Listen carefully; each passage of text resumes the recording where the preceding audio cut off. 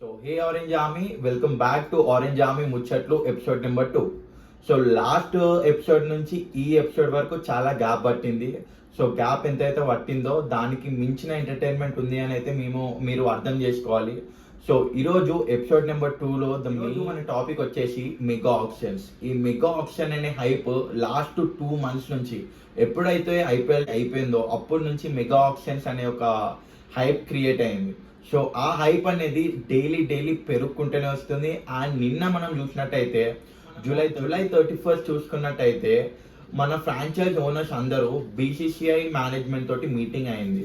So అసలు meeting ఎందుకు అయింది అండ్ కావ్య మన ఎస్ఆర్హెచ్ టీం అసలు ఏం ఇన్పుట్స్ ఇచ్చింది అండ్ మన ఎస్ఆర్హెచ్ టీం నుంచి ఎవరు రీప్రజెంట్ చేసినారంటే, సో ఫస్ట్లీ మన ఎస్ఆర్హెచ్ని మన CEO of Sun rise Hyderabad Kavya Maran represent చేసింది. సో బీసీసీఐతో మీటింగ్ అయిన థీమ్లో ఫస్ట్ టాపిక్ వచ్చేసి రిటెన్షన్. ఎంతమంది ప్లేయర్స్ని రిటైన్ చేసుకోవాలి అనేది మెయిన్ టాపిక్గా ఫస్ట్ మీటింగ్ అయితే జరిగింది. సో ఆ మీటింగ్లో చాలామంది ఫ్రాంచైజ్ ఓనర్స్ చాలామంది వాళ్ళకి తగ్గట్టుగా చెప్పినారు. మన ఎస్ఆర్హెచ్ అయితే మన కావ్య పాప అయితే క్లియర్గా చెప్పింది, మాకు 7 players రిటెన్షన్ అనేది ఉండాలి. కావ్య పాప అయితే క్లియర్గా ఉంది ఆ రిటెన్షన్ విషయంలో. 7 members ప్లేయర్స్ని రిటైన్ చేసుకోవాలి అండ్ రిటెన్షన్లో ఏమీ రిస్ట్రిక్షన్స్ అనేది ఉండొద్దు. లైక్ అన్క్యాప్ ప్లేయర్ అయినా కానీ, ఫారెన్ ప్లేయర్ కానీ, నేషనల్ ప్లేయర్ అయినా కానీ అసలు రిస్ట్రిక్షన్స్ అనేది ఉండొద్దు. ఆ 7 playersలో ఫ్రాంచైజ్ ఓనర్స్కి ఎవరైతే రిటైన్ చేసుకోవాలనుకుంటుందో వాళ్ళని రిటైన్ చేసుకోవచ్చు. అండ్ మన సన్ రైజ్ హైదరాబాద్ని మెయిన్గా చూసినట్టయితే క్లషిన్ ఉండు. ఫస్ట్లీ క్లషిన్ని మనం అసలు వదలలేము ఇక క్లషిన్ని. అండ్ ఇంకొక చూసిన ప్యాట్ కమిన్స్ లాస్ట్ టైం వచ్చిండు టీంలోకి, క్యాప్టెన్సీ మార్క్ అనేది క్లియర్గా కనిపించేసింది. సో క్లషిన్ అసలు విడిచే ఛాన్సే లేదు. ఇంకా మనం చూసినట్టయితే అభిషేక్ శర్మని మనం దగ్గర ఉండి లాస్ట్ 2 years ఫామ్లో లేకపోయినా కానీ ఒక కన్సిస్టెంట్ మెయింటైన్ తీసుకొని లాస్ట్ సీజన్ మనం ఫామ్లోకి తెచ్చుకున్నాం యాజ్ ఎ డాషింగ్ ఓపెనర్ లాగా. టీమిండియా కూడా సెలెక్ట్ చేయించుకున్నాం అతని పర్ఫార్మెన్స్తో. సో నెక్స్ట్ సీజన్ అయితే సన్ రైజ్ హైదరాబాద్ అభిషేక్ శర్మని అసలు వదులుకోదు. అండ్ నితీష్ కుమార్ రెడ్డి ఒక అన్క్యాప్ ప్లేయర్ లాగా ఫ్రమ్ ఆంధ్ర వచ్చిండు. అండ్ అక్కడ నుంచి with the captaincy of Pat Cummins total Nitish Kumar skill అనే కాదు, టోటల్ జర్నీయే డిఫరెంట్ అయిపోయింది. సో నితీష్ కుమార్ రెడ్డిని సన్ రైజ్ హైదరాబాద్ ఎట్టి పరిస్థితుల్లో వదులుకోదు. అండ్ మిగతా ప్లేయర్స్ని చూసినట్టయితే భువనేశ్వర్ కుమార్ మన సన్ రైజ్ హైదరాబాద్కి చాలా లాయల్గా ఉన్నాడు కొన్ని ఇయర్స్ నుంచి. సో సన్ రైజ్ హైదరాబాద్ కూడా భువనేశ్వర్ కుమార్ని 100% రిటైన్ చేసుకుందామని అనుకుంటుంది. సో ఈ ఐపీఎల్ ఆప్షన్లో ఇంకా మనం ప్లేయర్స్ కోసం చూసినట్టయితే మార్క్రమ్ ఈసారి సన్ రైజర్స్ మేనేజ్మెంట్కి మార్క్రమ్ చాలా కన్సిస్టెంట్గా పర్ఫామ్ చేస్తూ ఇటు ఐపీఎల్లోనే కాదు అటు ఇక్కడ చూసినట్లయితే ట్రావిస్ హెడ్ రీసెంట్గా ఉన్న ఫామ్లో అసలు ఏ ఒక్క టీమ్ ఓనర్ ట్రావిస్ హెడ్ని వదులుకుందామని అయితే అనుకోరు. That's the only reason why sun rise Hyderabad is very strong in making their decisions of 7 ప్లేయర్స్ని రిటైన్ చేయడమే కాకుండా ఓవర్సీస్ ప్లేయర్స్ని రిటైన్ చేసుకోవడానికి ఏం రిస్ట్రిక్షన్స్ ఉండొద్దు అని చెప్పి కావ్య పాప అయితే బీసీసీఐకి క్లియర్ ప్రపోజల్ ఇచ్చింది. ఎందుకంటే సో ఈ ప్రపోజల్ని ఉద్దేశించుకొని మన సన్ రైజ్ హైదరాబాద్ ఏ ప్లేయర్స్ని రిటైన్ చేసుకుంటుందని అనుకోని మనం ఒక సింపుల్ వేసుకోవచ్చు. So the first player would be Klaasen and the second would be Pat Cummins and the third would be Travis Head and fourth would be Abhishek Sharma and 6th would be Nitish Kumar Reddy. So ఈ 5 players అయితే sun rise Hyderabad ఎట్టి పరిస్థితుల్లో వదులుకోవాలనుకుంటలేదు. అది కాకుండా భువనేశ్వర్ కుమార్ 100% మనందరూ తెలిసిందే, మన own swing king, Hyderabad swing king అని పిలుచుకునే భువనేశ్వర్ కుమార్ని కూడా 100% సన్ రైజ్ హైదరాబాద్ వదిలేటట్టు కనిపించట్లేదు. సో ఈ పర్స్పెక్టివ్లోనే sun rise Hyderabad mega auction జరిగిన బీసీసీఐ మీటింగ్లో క్లియర్గా వాళ్ళు ఏమనుకుంటున్నారో అదైతే పిచ్ చేయడం జరిగింది. సో మనం సెకండ్ టాపిక్ వచ్చేసరికి ఆర్టీఎం గురించి, right to match. So right to match అనేది ఎప్పుడు వాడతామంటే ఎప్పుడైతే ఆప్షన్ జరుగుతుందో the player who played for the team in last year వేరే టీమ్స్ ఒకవేళ ఆ ప్లేయర్ని పిక్ చేసుకుంటే విత్ సర్టెన్ అమౌంట్ మనము ఆర్టీఎం అనే కార్డ్తో ఆ ప్లేయర్ని మనము మన టీంకి తీసుకురావచ్చు with the same first what other teams bid అని చెప్పేసి. సన్ రైజ్ హైదరాబాద్ రిప్రజెంట్ చేసిన కావ్య పాప అయితే క్లియర్గా ఉంది, వన్ రిటెన్షన్కి 1 ఆర్టీఎం కార్డ్కి ఒప్పుకున్నారు అని అయితే న్యూస్ అయితే వస్తున్నాయి.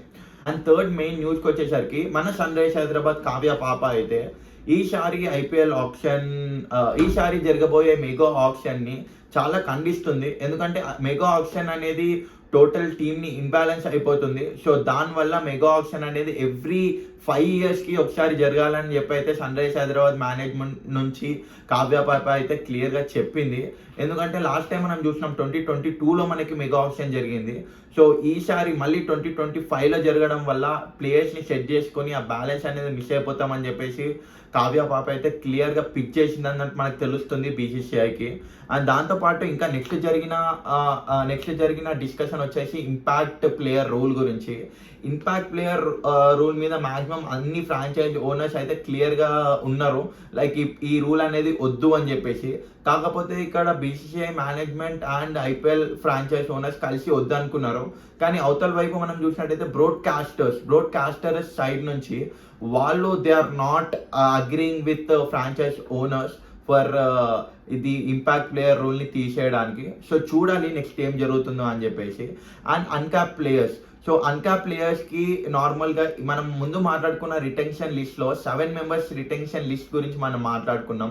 సో అన్క్యాప్ ప్లేయర్ టాపిక్ వచ్చినప్పుడు కొన్ని న్యూస్ అయితే వినిపిస్తున్నాయి, లైక్ అన్క్యాప్ ప్లేయర్స్కి సపరేట్ ఈ రిటెన్షన్ లిస్ట్ కాకుండా సపరేట్గా అన్క్యాప్ ప్లేయర్స్ని పెట్టాలి అని చెప్పేసి. సో అది ఎంతవరకు అవుతుందో మనం వెయిట్ చేసి అయితే చూడాలి.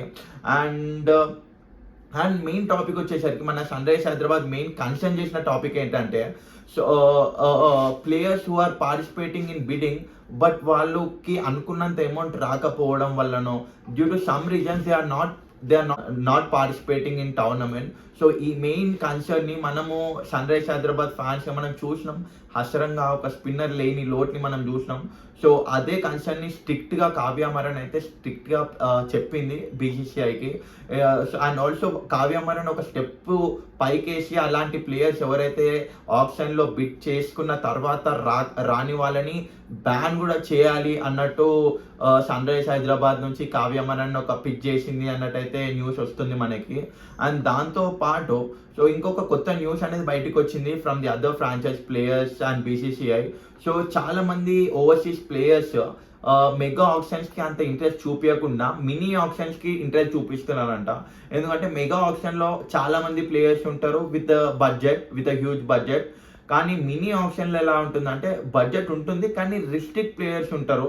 సో రిస్ట్రిక్ట్ ప్లేయర్స్ ఉన్నప్పుడు నార్మల్ వీళ్ళకి ఎక్కువ బిడ్ వచ్చే ఛాన్స్ ఉంది కాబట్టి చాలామంది టాప్ ప్లేయర్స్ మెగా ఆప్షన్ కాకుండా మినీ ఆప్షన్లో పార్టిసిపేట్ చేసి వాళ్ళ బిడ్ వాల్యూ అని పెంచుకుందాం అనుకుంటున్నారు. సో దీని మీద కూడా బీసీసీఐ 100% ప్యానల్లో డిస్కషన్ జరిగింది. అండ్ దీని మీద కూడా 100% మనకి న్యూస్ వచ్చే ఛాన్స్ ఉంది.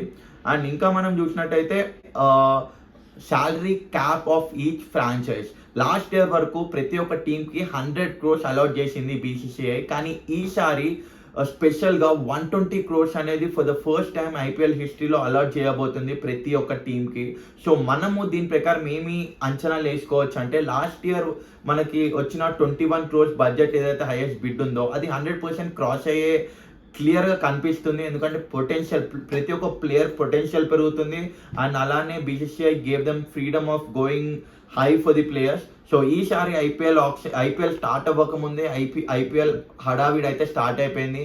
అండ్ మెయిన్గా మన ఎస్ఆర్హెచ్ ఫ్యాన్స్ అయితే వెయిట్ చేసి చూడాలా అసలు మన ఫేవరెట్ ప్లేయర్ అయిన ప్యాట్ కమిన్స్ ఉంటాడా ఉండడా, మన హార్డ్ హిట్టర్ క్లాసిన్ అసలు మన టీంలో నెక్స్ట్ ఉంటాడా ఉండడా, అండ్ మన ఓపెనర్ ట్రావిస్ హెడ్ అసలు క్రేజీ ఫామ్లో ఉండు రీసెంట్గా కూడా. ఆ ట్రావిస్ హెడ్ని మళ్ళీ మన టీం తీసుకుంటుందా తీసుకోదా. అండ్ నెక్స్ట్ చూసినట్టయితే మన Indian players Bhuvneshwar Kumar, Abhishek Sharma, Rahul Tripathi and Mayank Agarwal వీళ్ళందరూ అసలు మన టీంలో ఉంటారా లేకపోతే ఉండరా కూడా మనం వెయిట్ చేసి చూడాలి.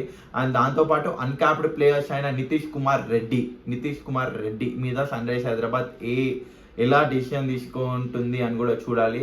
అండ్ సన్ రైజ్ హైదరాబాద్ క్లియర్గా ఉంది, ఎవరిని వదులుకుందాం అని అయితే టాప్ ప్లేయర్స్ని ఎవరిని వదులుకుందాం అని అయితే అనుకోవట్లేదు.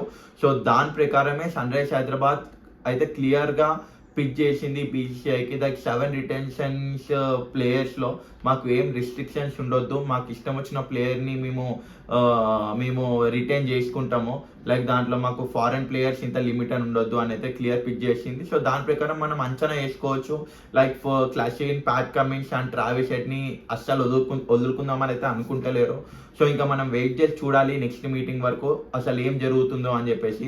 And other than Sun Risers Hyderabad, KKR and Sun Risers Hyderabad అయితే చాలా స్ట్రాంగ్ ఉన్నాయి రిటెన్షన్ గురించి, ఎక్కువ లైక్ 7 ప్లేయర్స్ని రిటైన్ చేద్దామని చెప్పేసి. అండ్ ఇంకా నిన్న జరిగిన మీటింగ్లో ఒక స్మాల్ ఇన్సైట్ వస్తుంది, లైక్ పంజాబ్ కింగ్స్ ఓనర్కి అండ్ కేకేఆర్ ఓనర్ షారుఖ్ ఖాన్కి ఈ రిటెన్షన్ టాపిక్లో కొంచెం వార్ లాగా అయిందంట, వార్ ఆఫ్ వర్డ్స్. సో మనం వెయిట్ చేసి చూడాలి. ఈ ఐపీఎల్ 2025 సీజన్ అనేది సూపర్ ఎగ్జైటెడ్గా ఉండబోతుంది. ఆల్మోస్ట్ 6 months ముందటి నుంచే ఈ హైప్ అనేది క్రియేట్ అవుతుంది. సో మెగా ఆప్షన్లో మీరేమనుకుంటున్నారు, అసలు మన సన్ రైజర్స్ హైదరాబాద్కి ఎవరు ఉండాలి, ఎవరు ఉండొద్దు, లైక్ భువనేశ్వర్ కుమార్ ఉండాలా, రిటైన్ చేసుకోవాలా, చేసుకోవద్దా, అండ్ ఉన్న మన 4 ఓవర్సీస్లో అందరూ 100% అంటారు, కానీ మెయిన్గా ఇంపాక్ట్ఫుల్ లైక్ క్లాషీనా, ట్రావిస్ హెడ్డా, లేకపోతే